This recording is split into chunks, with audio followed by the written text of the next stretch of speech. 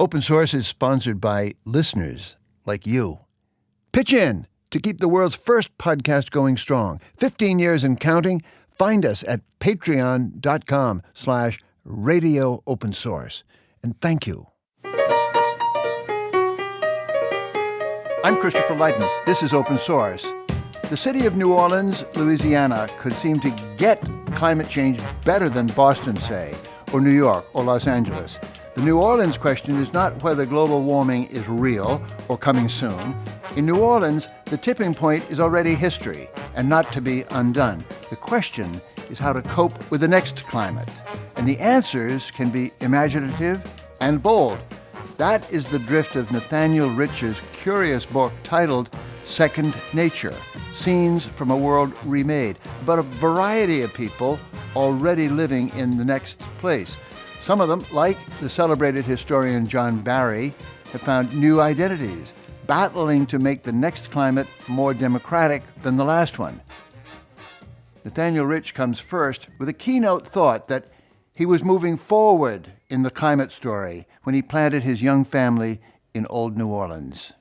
Well, I think people have been saying that in grave danger from climate change really since the 1950s. And of course, the observation that human activities, burning fossil fuels, would cause climate change goes back decades before that. So, yeah, there's nothing new under the sun here. And what's changing over time is the level of alarm.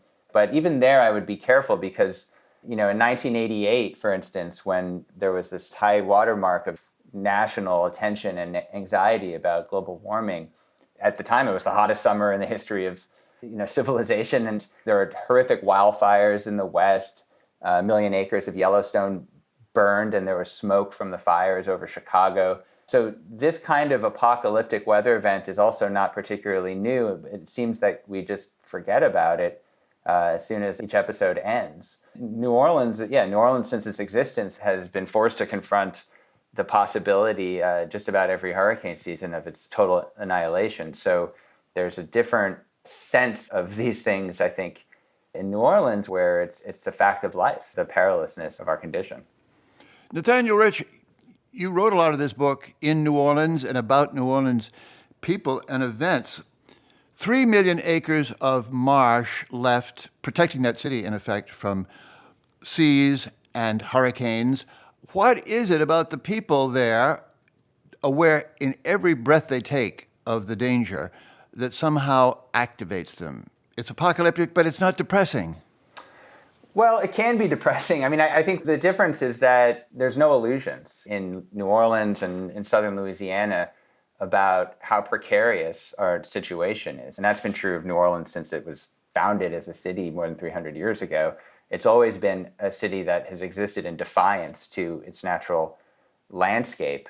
But yeah, as you said, the marsh is vanishing because of human activities, largely because of sea level rise, because of the oil and gas industries tearing up the marsh for pipelines and oil wells, and because of the penning in of the Mississippi River and preventing its natural annual flooding from replenishing the marsh. And as the marsh goes, the whole southern part of the state, it gets in deeper and deeper danger from each hurricane.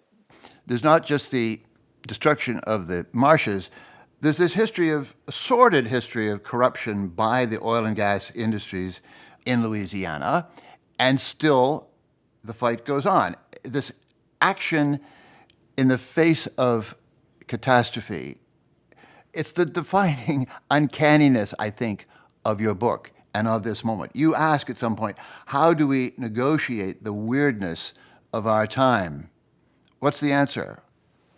I think we have to open our eyes to what's going on and not simply be content to talk about worst case scenarios and dystopian possibilities, or for that matter, the kind of optimistic utopian solutions, but in fact, understand the muddle that we're in. And, part of the muddle in Louisiana is the fact that there's, a group of people who are going to be harmed by this major plan, which I don't think a lot of people outside of Louisiana are aware of, which is essentially the biggest climate change mitigation plan in the world, which is to rebuild the coast and move the path of the Mississippi River, divert it, and so on.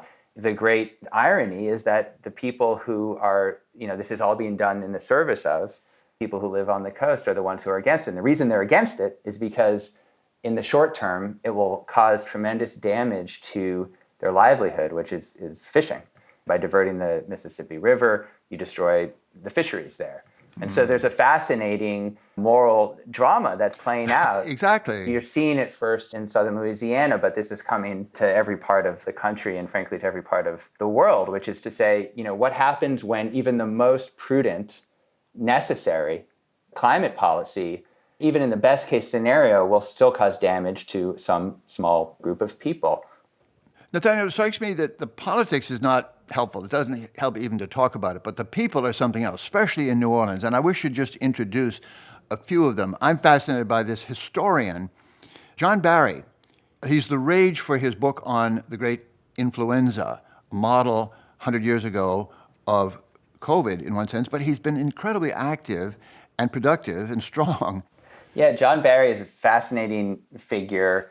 Didn't grow up in New Orleans, but came here decades ago and is best known as a historian. He wrote a fantastic book called Rising Tide about the history of the Mississippi River and efforts to control it. And that work led to him having a sort of heightened awareness of what the problems were facing New Orleans as it prepared for a future of greater flooding, of climate change, of sea level rise. And after Katrina, he became something of a city spokesman in the national picture, defending essentially New Orleans from politicians who were calling for the city to be abandoned. You generalize, Nathaniel, that so many people in the New Orleans zone of this battle can be described as obsessive, but they're not crazy. They're not in love with the soapbox. They face fundamental questions every day, including ordinary people saying, should we have kids? Can we have kids? Is that a moral choice to make in this moment? But they cope. What is that quality? Yeah, I think the culture of New Orleans derives from this sense of being unsure what the future holds. I think it's part of some of the best qualities of the city, the live in the moment quality of it. There's a recklessness that comes out of that too. And these are people living at, it sort of feels like the end of the world. Ultimately, though, it's a more honest way to live. People who are living in New Orleans are doing so with their eyes open and a recognition that this city, this culture, this way of life won't be around forever. And once you come to that awareness, I think it changes the way you make decisions about your priorities in life. I was talking to this coastal scientist who was on the front page of the New Orleans Times-Picayune last year because he said, we're screwed. And that was, I think, the headline on A1 of the paper, that essentially we've crossed a tipping point with the marshes where no matter what we do with this master plan to rebuild the coast, at some point in the future, the coast will disappear and will rise essentially up to where Baton Rouge is now. And if New Orleans exists, it will be as an island city. There's something horrific about that idea, but he made the point to me that I've continued to think about, which is that cities are like people. We shouldn't expect them to be eternal. Great cities, rise and fall and come into being and disappear. Once you understand that, it's sort of like acknowledging mortality. It forces you to get a clearer perspective on things. And, and I think it informs the way one can live their own personal life and where do you find value and how do you think about the future and all of that. And part of the intensity of living in a place like New Orleans, a city that feels so alive, I think in part because you know that it won't be alive forever. How different is it really from the spooky air of doom around the Cold War and nuclear destruction? Or for that matter, from the fear of viruses now, the sense that these things will adapt, we'll never get over the virus threat. I think the nuclear age comparison is the closest thing we have, and of course it's related in some ways. What's different now in some ways is there's not, at the beginning of the nuclear age, there was this eruption of, literature and art, high and low, about fears, anxieties over, not just over nuclear war, but over life in some kind of post-radiated planet. And with climate change, there really hasn't been a response commensurate with both the scale of the transformation and the degree to which people are disturbed by it. People have remarked about that. Amitav Ghosh thought it was one of the great silences in the world, was the art responding to climate change. Yes, he's written about it as well as anybody has, and about the failure of the literature to adjust. And there are reasons why that is, and I think it's also beginning to change. But I do feel that as much as we're presented with images of wildfires and hurricanes, there isn't the same level of engagement with well, what does this mean for us? Not just those of us who are living in New Orleans or at the edge of a wildfire in the West, but for everybody to live in a world that's been transformed so dramatically in such a short amount of time, and with the knowledge that these transformations are only accelerating. What does that do to the way we see the world, to the way we see our future, to the way we think about and plan for our own lives? Those are questions that really demand a response beyond just reporting on the latest wildfire. Make another link with our pop culture, which in many ways is built on this uncanny sense. Zombie movies, The Twilight Zone, that sort of thing. Which causes which? The pop culture or the physical scare? This familiar, uncanny, unreal in both of those worlds. It's striking because you're right, there is this strong tradition of from Gothic horror to The Twilight Zone and to more recent science fiction. There is this deep tradition of writers and artists and thinkers trying to grapple with these ideas of the uncanny, and yet when it comes to this most uncanny aspect of our lives these days, which is this grand ecological derangement, there's relative silence on it in the arts. And even the nonfiction writing about these subjects has been more in the horror vein or the dystopian vein, which is valuable and can be rich if done well. But it also feels to me like the basic level of engagement, it's easy to jump to the furthest extremes. And I think we're now in a situation that demands a little more sophistication and deeper stories, more complicated stories, more morally engaging stories. And those are stories that I've been drawn to in my work. Thank you, Nathaniel Rich. His book is titled Second Nature. Coming up, John M. Barry's gift is for writing history that comes back to haunt us all, about floods, for example, and pandemics. This is Open Source.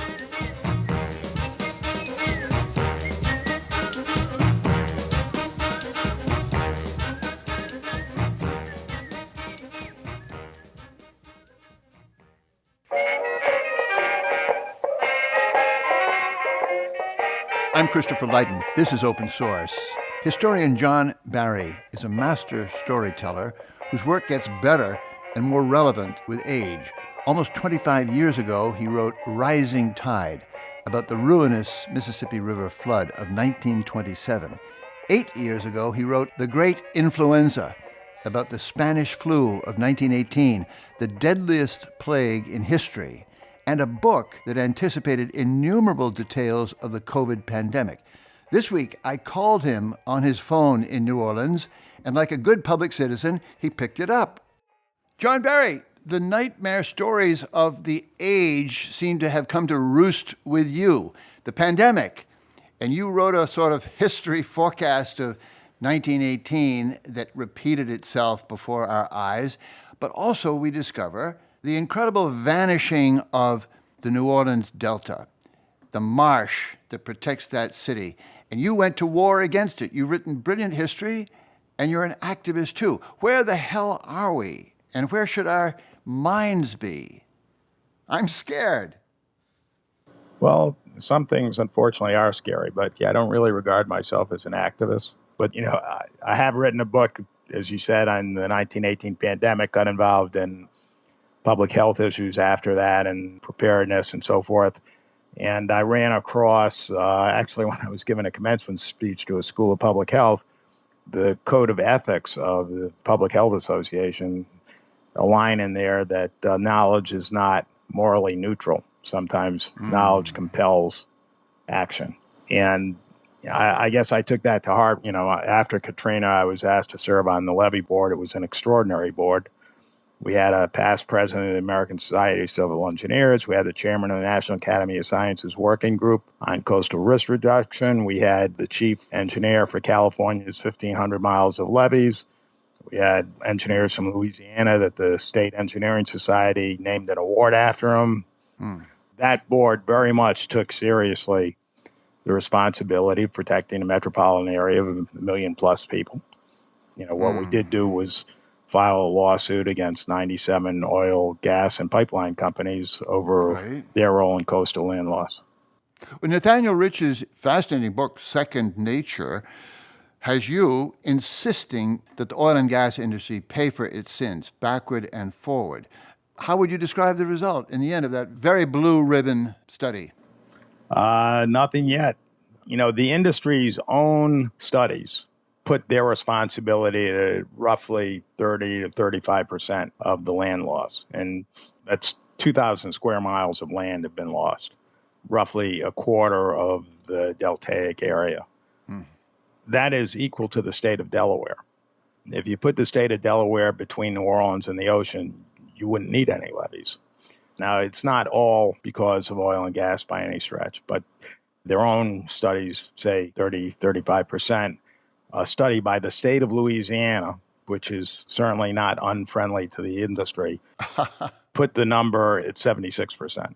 Whatever the percentage is, they admit their own responsibility and they have an obligation to repair the damage, which in fact their permits explicitly say. In fact, in many cases, they say things like return to the original condition within 90 days. And these are things that have never been done and that taxpayers have ended up doing to the tune of several $100 million. The measure of the land loss in Nathaniel Rich's book is that a football field's swath of land disappears every 100 minutes. Central Park in New York would be gone in 6 weeks at that rate. The island of Manhattan would be dissolved in 2 years. I mean, this is serious loss. And yet, in this, what used to be considered colorfully corrupt state of Louisiana, now just corrupt, people simply can't manage to act. Compound this with the dread of the Delta variant of COVID-19 now. We're so beset now with situations that are infinitely threatening into the future. How do you describe it as a historian looking forward? Where are we, John Barry? I'm sure your listeners and you are well informed about the threat of sea level rise. I doubt that I can add any real new knowledge in general. I might know more specifically about what's going on in Louisiana, which is sort of the point of the spear worldwide. In terms of COVID, there are variants that will emerge. The question is whether or not they become more virulent and more transmissible, or whether they back off, calm down, and so forth. Nobody knows the answer to that question. If you look over the 5 pandemics that we know anything about in detail, which is 1889, 1918, of course, the big one, 1957, 1960, and 2009. 2009 was the mildest, but in every single one of them, the virus became more dangerous over a period of time, although eventually did back off. For example, the 1918 virus had a first wave so mild that you could read medical journal articles saying this looks and smells like influenza, but it's not killing enough people, so it's not influenza. There was one statistic I used, kind of epitomizes that. The British Grand Fleet had over 10,000 sailors sick enough to miss duty in the middle of a war, and yet it had only 4 deaths. That was the first wave. A variant emerged, and the second wave killed tens of millions. The lowest credible figure is about 35 million. My own estimate, first person I know who ever used this number was a Nobel laureate who wrote a great book called The Natural History of Infectious Disease. McFarland Burnett estimated 50 to 100 million. A lot of modern epidemiological research has come pretty close to those numbers. That was a variant. But it continued to mutate and eventually became seasonal influenza. In 1968, it was more complicated in the United States. Most of the deaths occurred in the first wave. But in Europe, it was the second wave a year later. Interestingly, after a lot of people had already been exposed, so they should have had natural immunity, and after a vaccine was developed. So these viruses change all the time. 1889 is particularly interesting because there's been some very recent speculation that that was actually a coronavirus and not influenza. Wow. If they were correct, that virus, which was pretty deadly, became one of the coronaviruses which now cause the common cold and cause us no problems whatsoever. A couple of sneezes and coughs and runny nose. So that virus turned tame. What the future is of SARS-CoV-2, impossible to tell where it's going. I think eventually it's going to be probably more like seasonal influenza. But how soon it gets there, what path it follows before it arrives there, we just can't know. What can we do about it? Get vaccinated and hope that the virus does not escape immune protection. I think that's going to happen gradually over a fairly long period of time, and we can adjust the vaccines to keep up. That's my hope. It's also my expectation. But as long as you have billions of people in the world who are unprotected, that virus is going to have many opportunities, literally billions, to get nastier. Okay, we're braced. John Barry, we'll come back to The Great Influenza, your book, because so many people, how old is that book? Almost 20 years. And yet so many people have felt that it anticipated all the mysteries of COVID and a number of solutions that we didn't really understand, including the so-called non-pharmaceutical interventions like masks, which were used very effectively in 1918, and also social distancing. But I'd love to focus this minute on New Orleans. Seems to me, the more I read of Nathaniel Rich and others, the best possible way to get your head around the climate problem is to move to New Orleans, where some people have been battling it forever, almost, the climate change, the destruction of the vital marshes of Louisiana, but also where it induces a kind of activism, a stubborn, resilient push to do something even against impossible odds of politics and nature. And you've been in the middle of it. Speak of that as a kind of test case of what the Earth can stand and what we as a human species can organize to resist. Where's that story? Well, I think it is a test case. New Orleans and Louisiana is the point of the spear. Yes. It is a delta, roughly 40,000 square miles of land created by the deposit of sediment by the Mississippi River. So this includes lands in 7 states. But the newest land, about 8,000 square miles, of which only 6,000 are left, is coastal Louisiana. People live there. Right. The two main causes of land loss are the levee system itself, because the river used to obviously flood and it would spread sediment all along that region. It no longer floods because of the levees. So the land is sinking because it's not sustained by more sediment. That's number one.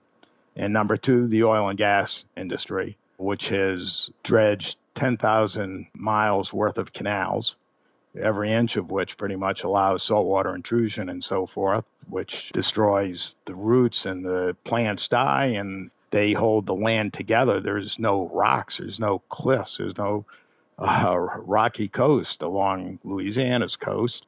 It's not at all like New England. So without the plant roots, the land basically just melts into the ocean. The other thing the industry has done is suck so much oil and gas out of the ground.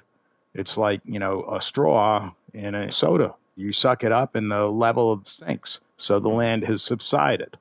A third factor is natural subsidence, which would occur anyway. But the oil and gas and the levees put a lot of stress on the system. 60% of all the grain exports in the United States go out the Mississippi River. Wow. Pittsburgh, Kansas City, Tulsa are all ports with direct access to the ocean because of the Mississippi River and New Orleans. So as that land goes, it threatens the city, threatens the port structure, and threatens the middle of the country. So it is a test case. If the worst projections for sea level rise are correct, then there's nothing that can be done except fight a delay in action that may hold it off for a few decades. That's the unfortunate truth. But those things are based on models. I know a lot of modelers. You've probably heard the saying before, all models are wrong, some are useful. We can hope that the models are wrong.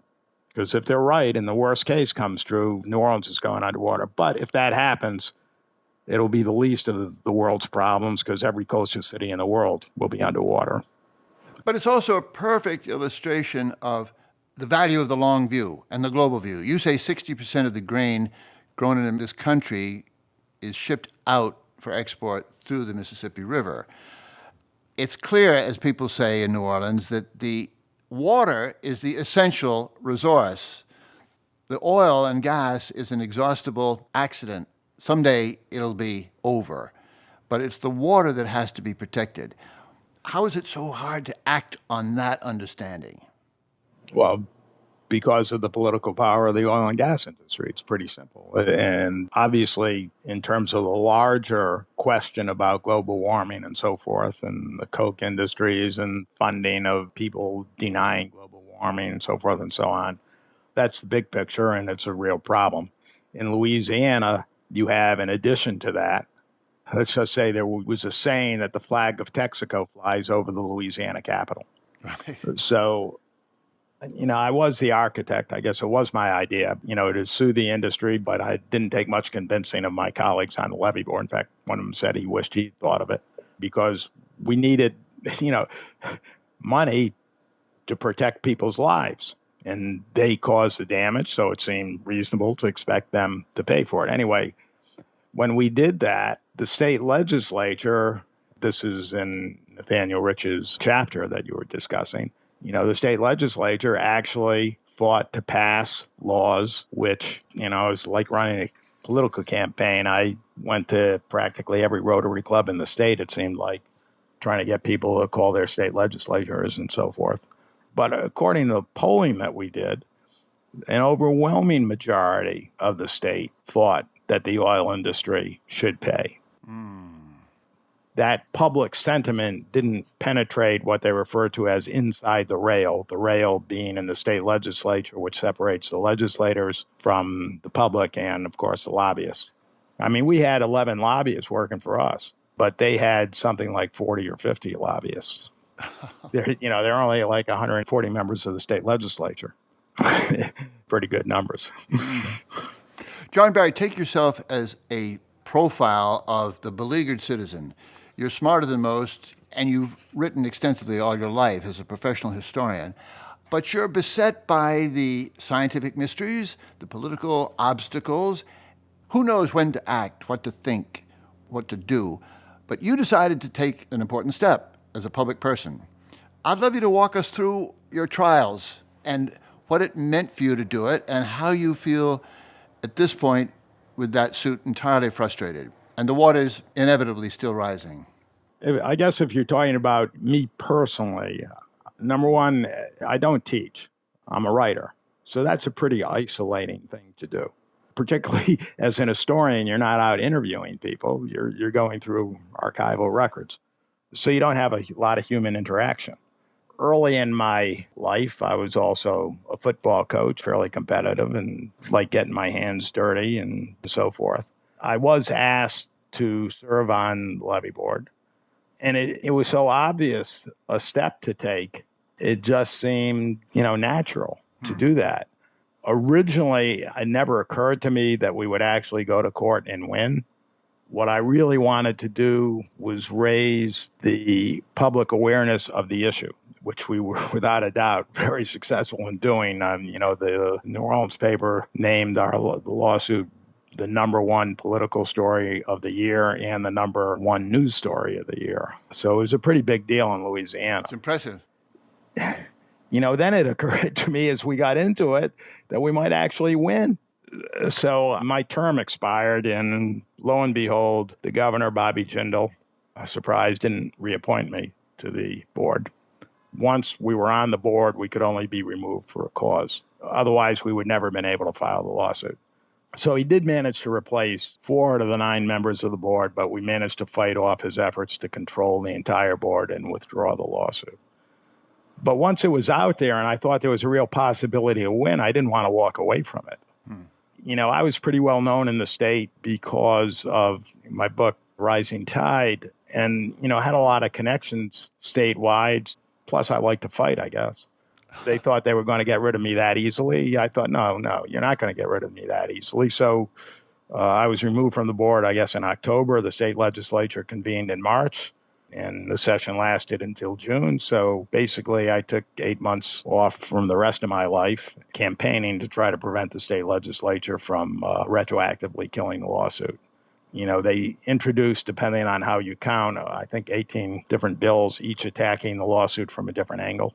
We did kill 17 of them. They passed one, but we forced them to go through so many backward somersaults to get it through that a state court ruled, number one, that the law didn't apply to the levee board, and then also ruled that it was unconstitutional on 3 separate grounds. So in the end, it didn't feel like we were successful when the legislature adjourned, but we were.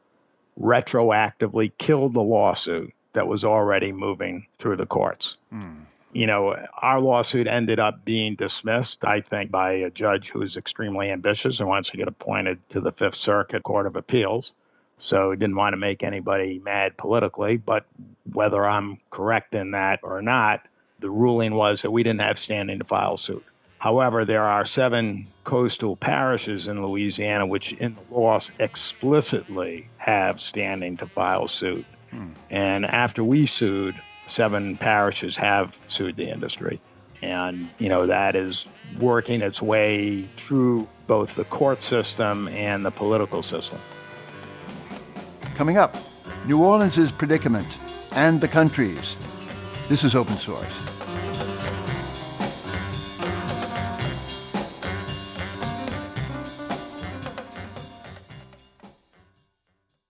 I'm Christopher Lydon. This is Open Source. With the historian turned public hero in New Orleans, John Barry, I'm observing the beauty, the paradox of being in Louisiana.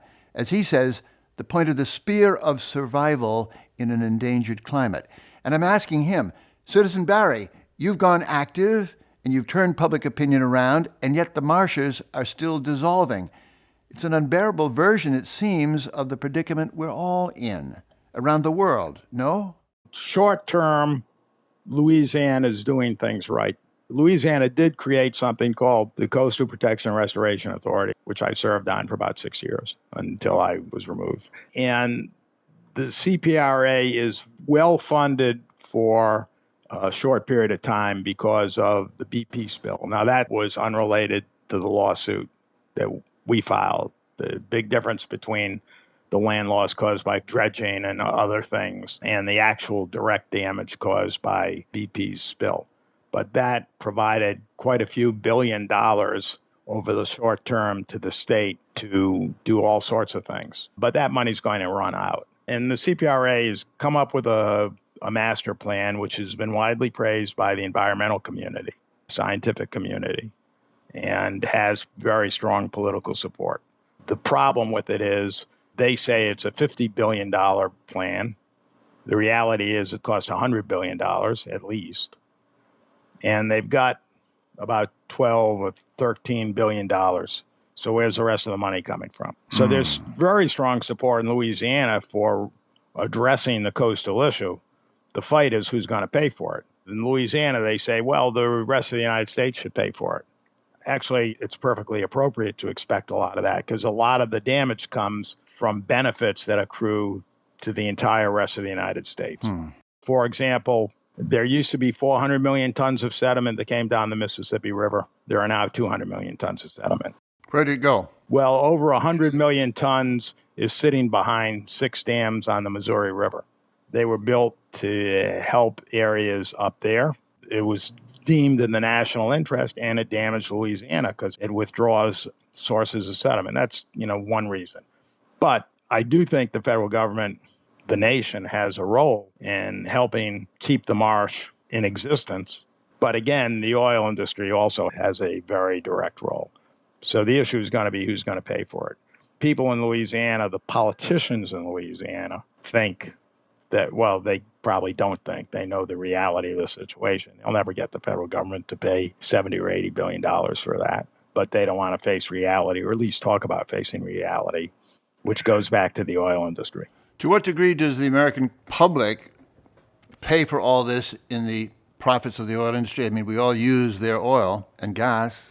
They'd probably make that argument, but I don't think that really holds water, if I can use that phrase, under the circumstances. Come back to The Great Influenza, this marvelous book about 1918, which Michael Lewis and many others say the story of our COVID pandemic is all forecast or anticipated or modeled in some way by that experience, including the local responses, the difference between the way St. Louis handled the problem and Baltimore, for example, or Philadelphia. What have we not yet learned about that whole response? Well, the two most important lessons from 1918 were, number one, tell the truth, and number two, that so-called non-pharmaceutical interventions, i.e. what do you do when you don't have a vaccine or drugs, that they work. Some countries learned those lessons pretty well and have implemented them in the last 18 months or so. And some countries have not learned them so well. Unfortunately, the United States is one of the ones that did not learn it well. I don't think anybody could have foreseen that it would have been politicized, that the response would have been politicized as much as it has been. Right. In fact, I can tell you, I mean, I was in the preparedness community, a member of it. And, you know, we run through different scenarios and pandemic games and all this stuff. And we sometimes come up with different responses, but never one that it became a partisan issue. I guess we should have foreseen that, but we didn't. How might we have foreseen it? Did it have to become political? No, of course it didn't have to become political. You know, you're out there to save American lives, period. I was involved when the Bush administration started a very comprehensive pandemic planning process. We learned that from Michael Lewis in the George W. Bush administration, of all places. They were really studying your book and your history, and they learned very practical stuff. Remember, we're talking about Katrina. So I had no love lost for that administration. In fact, I remember being on TV at one point with Michael Levitt.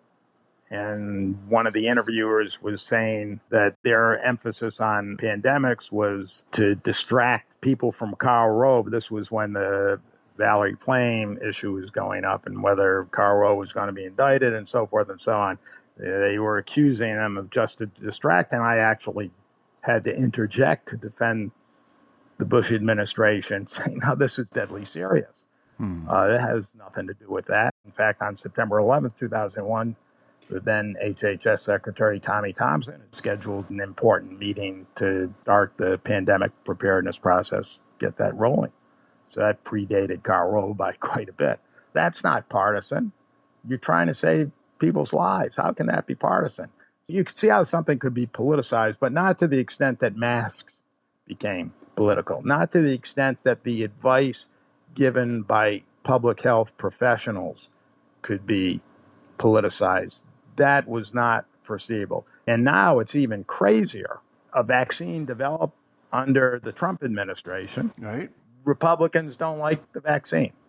It's nuts. And too many of them are reluctant to take it. As a result, not only are they making themselves sick, but they're giving the virus more opportunity to mutate in a nasty direction. It's nuts. What else can you say? No, it's so true, and we all sense it. You're the historian. Does this kind of thing happen in great societies? Is it the sort of thing that Edmund Gibbon discovers centuries later about the decline and fall of the Roman Empire? Will we be facing that sort of diagnosis with the historians of the future? I don't have that kind of breadth in my background to be able to assess that. But this does seem an extraordinary moment, just because the vaccine makes so much sense. And we're failing to take it. Let me read you something that Macron, the French president, said the other day. Quote, "I no longer have any intention of sacrificing my life, my time, my freedom, and the adolescence of my daughters, as well as their right to study properly, for those who refuse to be vaccinated. This time you stay home, not us. We cannot make those who have the civic sense to get vaccinated bear the burden of the inconvenience.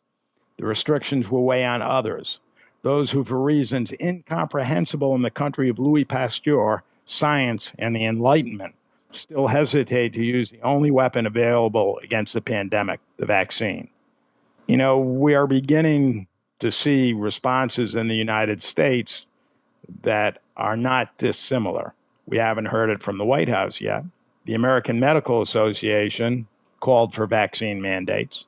I connect it to a fundamental pragmatism in American life, it always seems to me, growing up.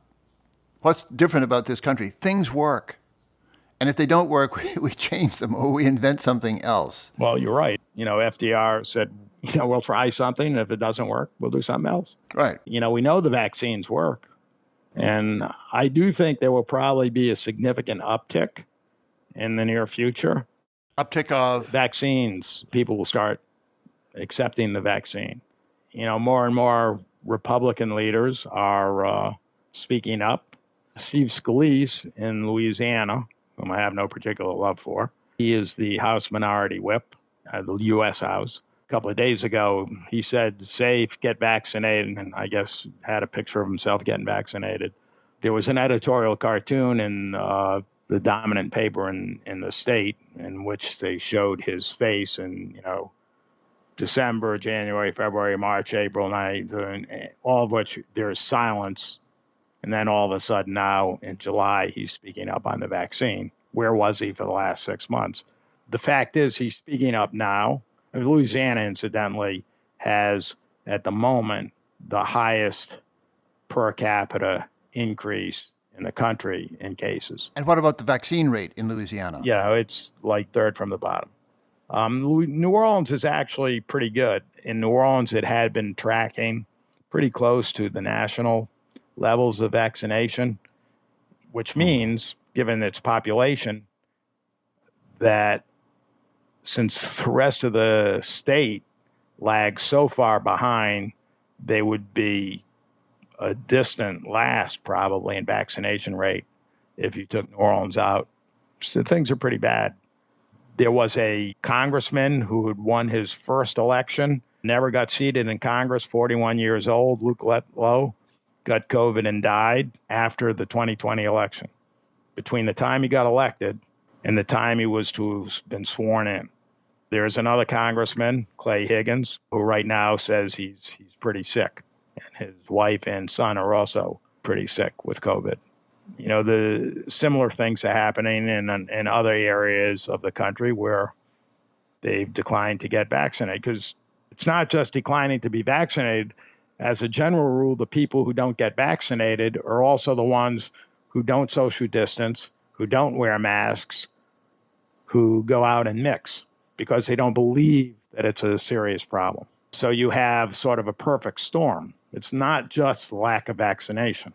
There's something out there in the great mass of Louisiana people and a lot of Americans who want to say no to the whole enterprise. Do we understand why? No. There are hypotheses. Obviously, the partisanship. There has always been a deep-seated anti-intellectualism that's run through American society. We spawned in the 19th century all sorts of, Christian Science being one, but not the only one, alternative views of medicine. In much of the 19th century, you could understand that because medicine really couldn't accomplish much. In fact, Oliver Wendell Holmes Sr., who was a physician. The doctor. Yes, said on the eve of the Civil War, if you threw all the drugs the doctors gave their patients into the ocean, it would be all the better for humanity and so much the worse for the fishes. That was it. We were bleeding people into the 19th century. That's crazy. So medicine, in the latter part of the century, after the germ theory took hold, number one, you had public health measures that saved massive numbers of lives, particularly when it dealt with sanitation for water. And at the same time, you began to develop some therapeutics, diphtheria antitoxin, salvarsan for syphilis. And pretty early on, you began to develop some vaccines, at least the theoretical understanding of vaccines. So it wasn't really until the turn of the 20th century that medicine could accomplish much other than surgery. So you can understand in the 19th century why all these other theories would have developed. But then, throughout the 20th century, medicine's got better and better and more able to deal with something. Yeah, and in the case of this vaccine, it's almost miraculous, the speed and the effectiveness with which it was born, and yet the backlash is staggering. Social media is one thing, but I really think the core of it, I really do think it's partisanship, that there becomes a whole set of constructs if you sign onto one set of beliefs versus another, then all these other things seem to come with it. The whole idea of, quote, the liberal elite, unquote, the anti-Fauci. Ron DeSantis, the Florida governor, is a smart guy. He went to elite institutions. I think Trump is sort of like an animal. He can't help himself. But DeSantis is calculating. Trump doesn't calculate. He's just instinctive and does what he has to do. He doesn't have a choice. But DeSantis does. And DeSantis is, selling T-shirts to raise campaign funds saying what? Don't Fauci Florida? I mean, come on. I'll bet you he got vaccinated. He just saw it as useful from a partisan purpose. Trump made a fundamental mistake at the beginning. The only time his favorability rating ever cracked 50% was in the middle of March 2020, 48 hours after he said we're at war with the virus.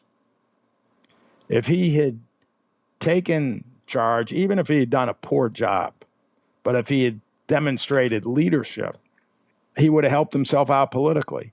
Every leader around the world that took an aggressive stance got favorable ratings. If he had just tried, he'd have been so much better off politically.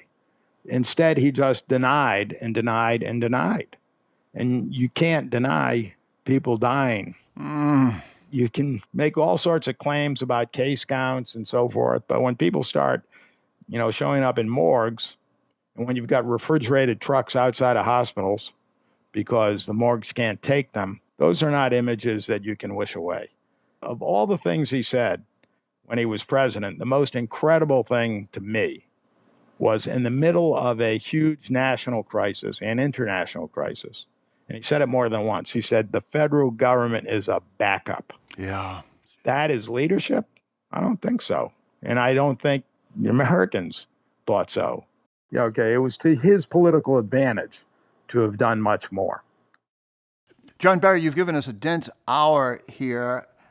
I'm struck that at the end, I want to redouble my faith in the vaccine, and yet you also write in your Washington Post op-ed piece this week, the virus remains the boss. Last word, please. I think you just said it. We don't know where the virus is going. All we know is there are going to be more variants. Will the virus escape immune protection eventually? Yeah, I think that's pretty clear, but I think we can keep pace with it. Will it become more virulent? I think it already has to a certain extent, but it hasn't made a hugely dramatic leap in virulence. We can still stay ahead of it if another, even nastier variant does not emerge. And I'm hoping for that. And that's one thing that we have no control over. So that's why I said the virus remains the boss. John Barry, it's important that we're hearing this from, as you say, the point of the spear of the climate crisis. There's a lot to learn from your own role as a public citizen in Louisiana, in this country. I can't thank you enough. Well, thank you very much. Among John Barry's books are The Great Influenza, the epic story of the deadliest plague in history, and Rising Tide, the Great Mississippi Flood of 1927 and how it changed America. Thanks also to Nathaniel Rich. His book is titled Second Nature. Please think of supporting the hardest working team in radio. You can leave a tip at radioopensource.org or by becoming a monthly subscriber on Patreon, where you'll find a growing audio library of conversations on all sorts of subjects. Find it at patreon.com/radioopensource. Our show this week was produced by Adam Coleman and George Hicks. with engineering help from the WBUR production team. Mary McGrath guards our Massachusetts coastline. I'm Christopher Lydon. Join us next time. Join us every time for Open Source.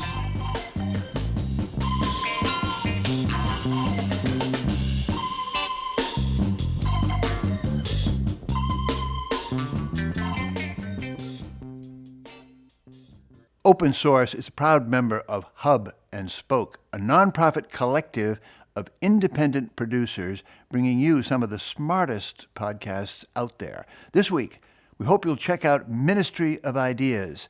It's a small show about the big ideas that shape our world. In the latest episode, host Zachary Davis argues that the social media age has turned all of us into public intellectuals with all the responsibilities that go along with the status.